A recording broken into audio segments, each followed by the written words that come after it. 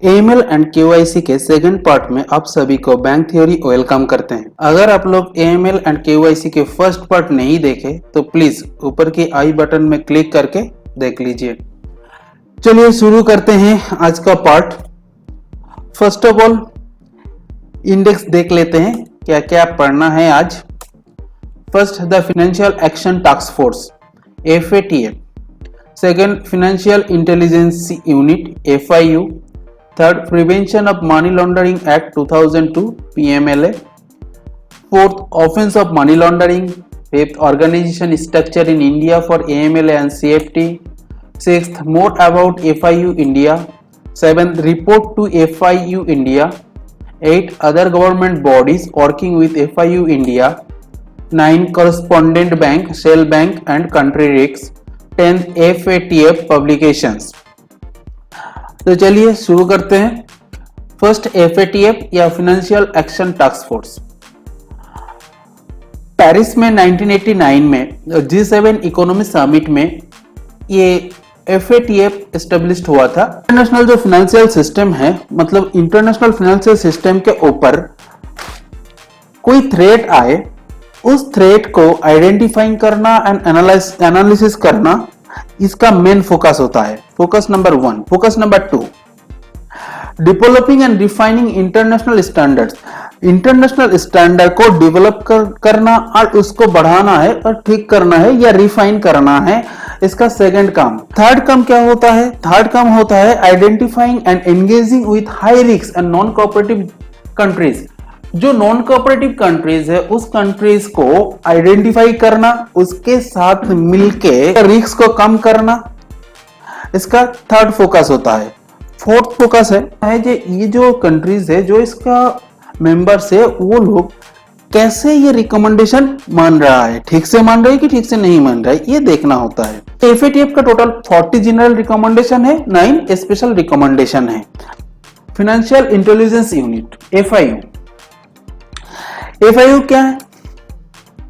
FIU ऐसे government agency है जो फाइनेंशियल इंफॉर्मेशन को कलेक्ट करते हैं, एनालिसिस करते हैं एंड वही इंफॉर्मेशन को मनी लॉन्ड्रिंग का मुकाबला करने के लिए सारे यूनिट, अलग जो यूनिट काम करते हैं गवर्नमेंट के अंदर, जो लॉ एंड इन्फोर्समेंट यूनिट होता है, वो यूनिट के अंदर वो इंफॉर्मेशन डिस्बर्स करना है FIU का मेन काम। FIU 2003 में FATF का 40 रिकमेंडेशन का रिव्यू हुआ था। वो रिव्यू में ये FIU एस्टेब्लिशमेंट इंक्लूड किया गया था, इसका एस्टेब्लिशमेंट एंड फंक्शनिंग को। मेन ऑब्जेक्टिव क्या होता है FIU का? FIU सेटिंग का मेन ऑब्जेक्टिव होता है law and enforcement agency have limited access to financial information. मतलब हमारे कंट्री का जो लॉ एंड इन्फोर्समेंट यूनिट होता है, जैसे NIA, ED, CBI, CID, जो लॉ एंड इन्फोर्समेंट एजेंसी है, ये लॉ एंड इन्फोर्समेंट एजेंसी के पास फाइनेंशियल इंफॉर्मेशन, मतलब बैंक का इंफॉर्मेशन और फाइनेंशियल डिपार्टमेंट का इंफॉर्मेशन बहुत कम होता, कमी इंफॉर्मेशन है। ये इंफॉर्मेशन को पूरा करने के लिए ये FIU का जरूरत होता है। सेकंड क्या होता है? मनी लॉन्ड्रिंग का मुकाबला करने के लिए फाइनेंशियल इंस्टीट्यूट को एंगेज करना। थर्ड क्या होता है? फाइनेंशियल इंस्टीट्यूशन उनका डेटा पे ट्रांजैक्शन होता है, वो डेटा भेज सकते हैं, भेज पाए, तो ऐसा ही एक इंस्टीट्यूशन चाहिए। तो ये तीन जो मेन पॉइंट है, ये तीन मेन पॉइंट के आधार पे FIU एस्टेब्लिश्ड हुआ था। नो अब आते हैं इंडिया में, या मनी लॉन्ड्रिंग को प्रिवेंशन करने के लिए prevention of money laundering act 2002 आया है। इसको शॉर्ट में हम लोग बोलते हैं PMLA एक्ट। PMLA एक्ट 2002 ये इनएक्टेड हुआ था in the year 2003 and implemented हुआ था 1 जुलाई 2005। अगर कोई फाइनेंशियल इंस्टीट्यूशन PMLA एक्ट को कंप्लायंस ना करे तो क्या होता है? अगर कोई फाइनेंशियल इंस्टीट्यूशन PMLA एक्ट को कंप्लायंस ना करे तो क्या होता है, ये सेक्शन 13 में बताया गया है। सेक्शन 13 में क्या लिखा हुआ है, फर्स्ट क्या करते हैं, फर्स्ट इस एक्ट के अनुसार वही फाइनेंशियल इंस्टीट्यूशन को वार्निंग देगा। सेकंड क्या करेगा, सेकंड बोलेगा जो रिमीडियल एक्शन लेने के लिए, नॉन कंप्लायंस हुआ है उसको कंप्लायंस करने के लिए बोलेगा। उसके बाद क्या बोलते हैं, 3 नंबर, गलती सुधारने के लिए डायरेक्टर और एफआईयू को बोलेगा। अगर इतने सब करने के बाद भी वो गलती नहीं सुधरे तो minimum 10,000 to maximum 1 lakh rupees वो इंस्टीट्यूशन को फाइन भरना पड़ेगा। अभी offence of money laundering act, तो पहले इसका डेफिनेशन समझते हैं। ये डेफिनेशन सेक्शन 3 में है एक्ट का। डेफिनेशन क्या है मैं हिंदी में थोड़ा समझाने की कोशिश करता हूं। इलीगल वे से कोई एसेट बनाया हुआ है, वो एसेट को लीगल एसेट में कन्वर्ट करने की कोशिश करे या कोई यूज करे या किसी को हेल्प करे यूज करने के लिए या कन्वर्ट करने के लिए, तो उसको ये मनी लॉन्ड्रिंग एक्ट के आधार पर दोषी माना जाएगा।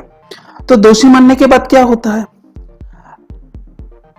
ये दोषी मानने के बाद ये जब मनी लॉन्ड्रिंग एक्ट पर किसी के ऊपर केस होता है तो ये केस कॉग्निजेबल है एंड नॉन बेलेबल, मतलब किसी को पुलिस कभी भी विदाउट वारंट ग्रेप्तार कर सकते हैं।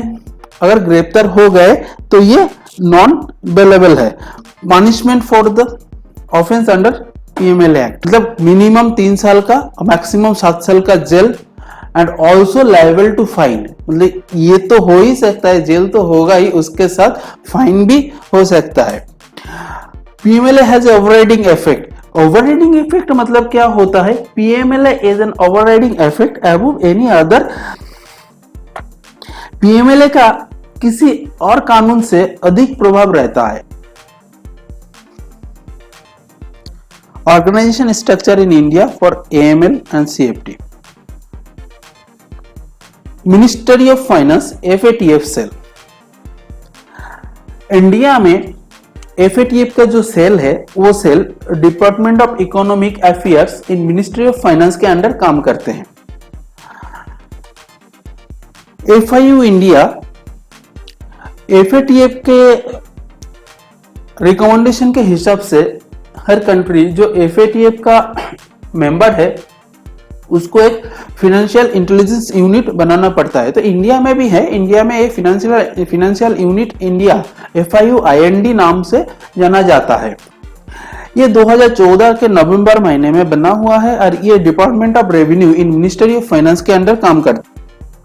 मोर about FIU India technology initiative. FIU India क्या टेक्नोलॉजी यूज करते हैं, FIU India FINnet online reporting के पर्पस यूज करते हैं। रिपोर्ट प्रोसेसिंग के लिए FIU India FIN code use करते हैं। और बैंकिंग या other financial institution FIU India को रिपोर्ट करने के लिए जो पोर्टल यूज करते हैं उसको बोलते हैं फिनगेट। क्या क्या रिपोर्ट भेजना पड़ता है FIU इंडिया को, report type, transaction type, periodicity and timeline. तो फर्स्ट रिपोर्ट जो भेजना पड़ता है वो है CTR कैश ट्रांजैक्शन रिपोर्ट। अगर कोई ट्रांजैक्शन मोर देन 10 लाख होता है तो वो ट्रांजैक्शन का रिपोर्ट हमें FIU को भेजना पड़ता है या फाइनेंशियल इंस्टीट्यूट को FIU को भेजना पड़ता है। ये रिपोर्ट मंथली रिपोर्ट होता है और इस महीने का रिपोर्ट अगले महीने का 15 तारीख के अंदर भेजना पड़ता है। नेक्स्ट होता है STR व सस्पिशियस ट्रांजैक्शन रिपोर्ट।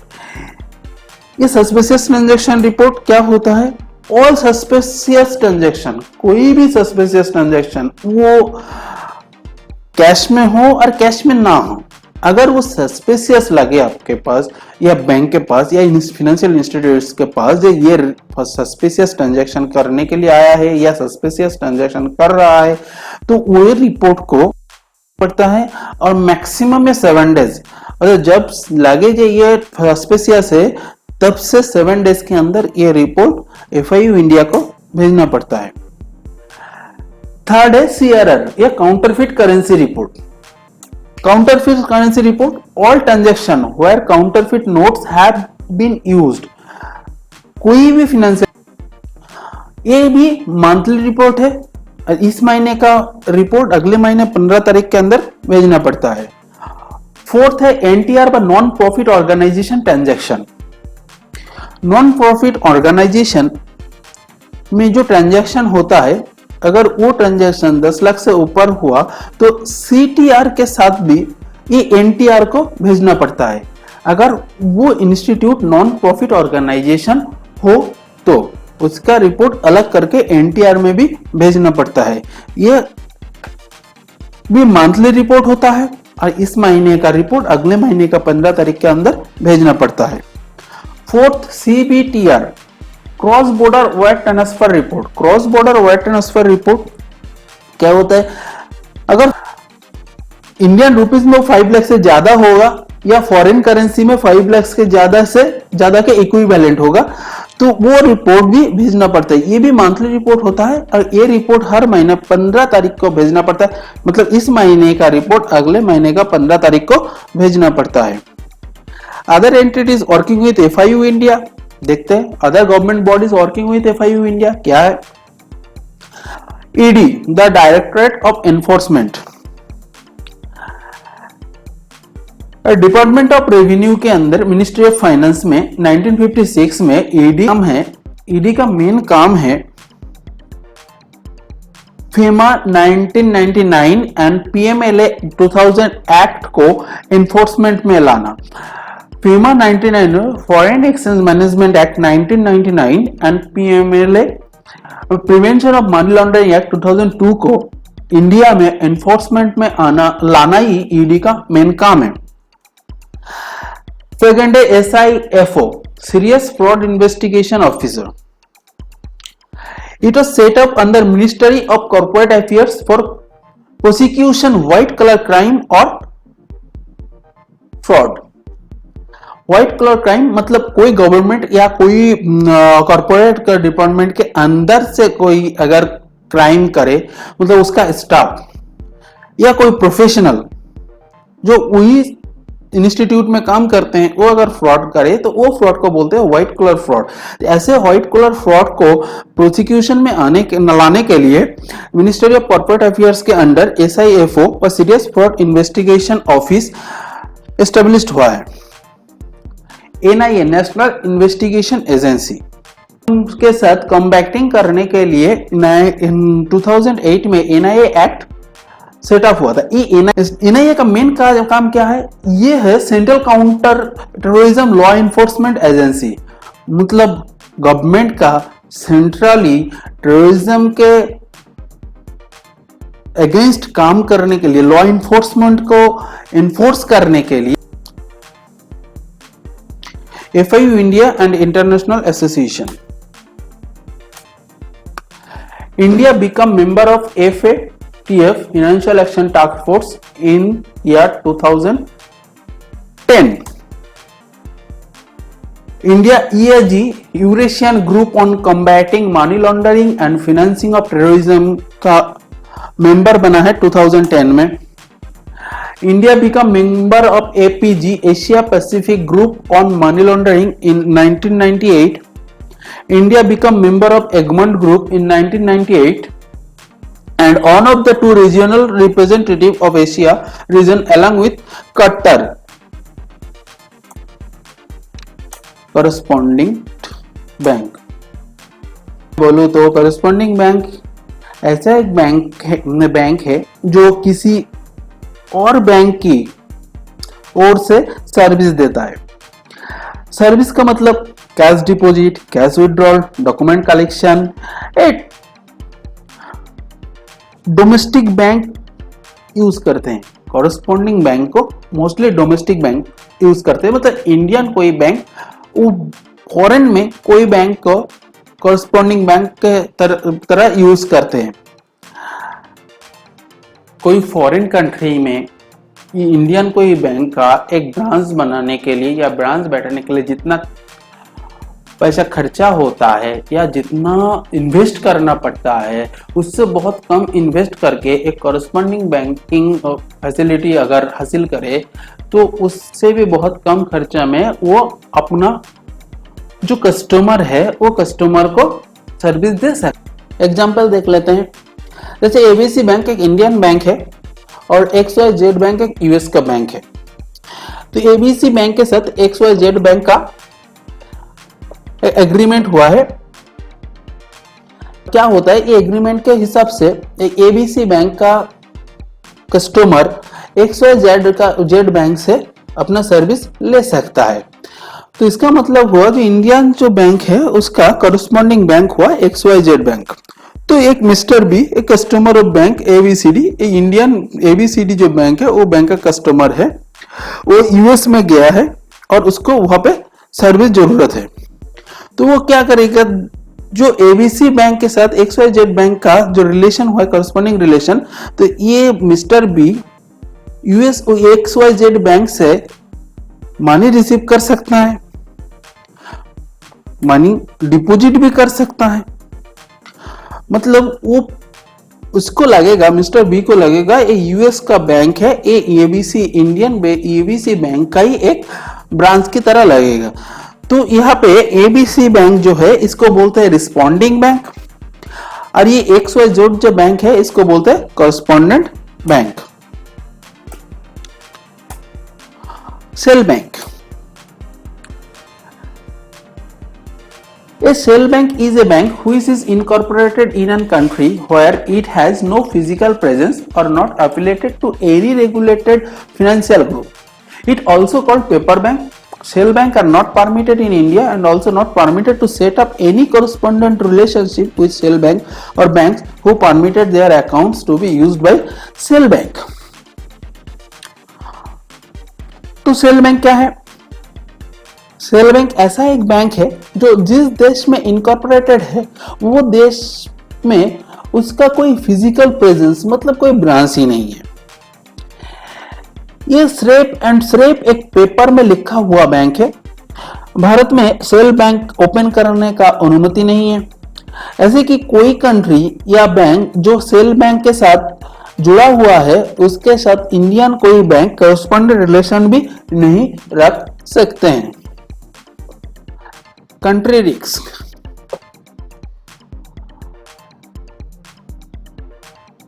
जो कंट्री FATF का रूल्स फॉलो नहीं करते हैं, मतलब FATF का रिकमेंडेशन नहीं फॉलो करते हैं, कोई FATF का कोई सेल नहीं बनाया, FATF के रिकमेंडेशन के हिसाब से FIU यूनिट नहीं बनाया, वो सारे कंट्री को FATF हाई रिस्क कंट्री बोलते हैं। और ऐसे कंट्री के साथ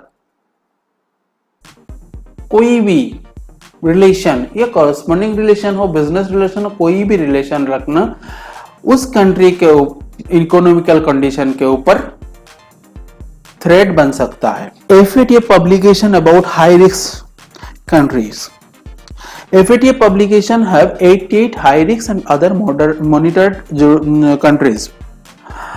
Other monitored countries who have deficiency in application of AML CFT or neighbor countries Myanmar और Pakistan take place on the list. Other monitor country क्या होता है? अदर मॉनिटर्ड कंट्री होता है वो सारे कंट्री जो AML CFT को अप्लाई किए लेकिन डिफिशियंसी है उसमें, मतलब पूरी तरह से अभी तक उसका एप्लीकेशन नहीं कर पाए और आधा एप्लीकेशन किए, पूरा एप्लीकेशन नहीं कर पाए, तो ऐसे कंट्री को अदर मॉनिटर्ड कंट्री बोलते हैं। हमारा पड़ोसी दो कंट्री है पाकिस्तान एंड म्यांमार जो ये लिस्ट में शामिल है। सेकंड होता है हाई रिस्क और कॉल फॉर एक्शन कंट्री। ये 3 जून 2020 में एक कॉल फॉर एक्शन जो लिस्ट निकले हैं, जो कंट्री है हाई रिस्क में है वो 2 हाई रिस्क कंट्री है, नॉर्थ कोरिया एंड ईरान। ये north Korea, it means north Korea, Iran, ये FATF का कोई भी रूल्स या कोई भी रिकमेंडेशन फॉलो नहीं करते हैं और ये लोग टेररिस्ट को सपोर्ट करते हैं या टेररिस्ट एक्टिविटी को सपोर्ट करते हैं। Okay, thank you. हम लोग नेक्स्ट पार्ट 3 में KYC के बारे में जाने। अगर आप मेरे चैनल में नए हैं तो प्लीज मेरे चैनल सब्सक्राइब कीजिएगा। Thank you for watching. Like, share and subscribe my channel. Thank you.